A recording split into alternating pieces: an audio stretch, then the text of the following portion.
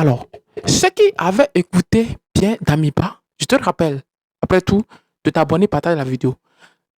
Damiba, dans l'interview avec Alain Foucault, avait dit et bien dit clairement que il n'avait pas l'intention de laisser son pays, de quitter le pouvoir comme ça.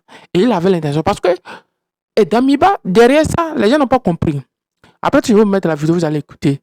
Et Damiba, ce que Damiba voulait, c'est que, pour lui, c'est ce que le pouvoir, il devait conquérir le pouvoir. Et il voulait à tout prix le pouvoir. C'est ce que Damiba voulait. C'est ce que voulait Damiba. Il voulait à tout prix avoir le pouvoir au Burkina Faso. Et c'est pour cela qu'il a organisé des multitudes de coups d'État contre le capitaine Ibrahim Traoré. Ce n'est pas pour rien que tous ces coups d'État se passent actuellement au Burkina Faso. C'est quelque chose qui doit vous attirer l'attention et vous mettre sur la lumière pour voir, pour que les gens comprennent que Damiba avait l'intention depuis son premier interview avec Alain Foucault. Et clairement, il avait tout dit. Mais les gens, le pouvoir au Burkina Faso n'avait pas pris ça au sérieux.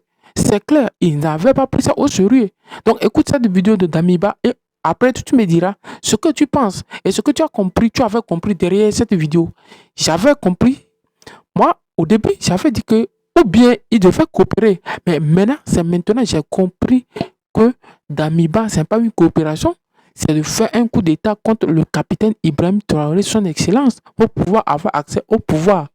Et donc, c'est grave et ça serait dangereux pour Damiba s'il continue parce qu'il risque d'être rapatrié vers son pays d'origine parce qu'il est actuellement à Lomé 2 au Togo, plus précisément, et il serait rapatrié au Burkina Faso si il ne cesse pas d'apporter des déstabilisations, des choses au pouvoir burkinabé. Donc, écoute cette vidéo. Vous comptez repartir à la conquête?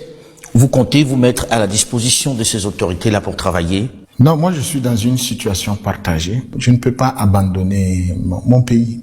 Je ne peux pas. Moi je m'inscris dans tout ce qui sera en termes de construction du Burkina Faso, tout ce qui va aller dans le sens de bâtir un pays plus stable, de bâtir un pays prospère et puis de bâtir un pays qui tient debout. Avec les autorités actuelles, c'est possible? Est-ce qu'il y a des démarches entreprises par d'autres pour vous rapprocher? Je ne suis pas loin d'eux parce que je pense que tous pratiquement sont mes cadets et je pense qu'ils savent ce que je tiens, ce que j'ai comme valeur intrinsèque et puis l'image que je veux toujours refléter, celui d'un homme qui est utile à la société, qui est utile à son pays, c'est tout.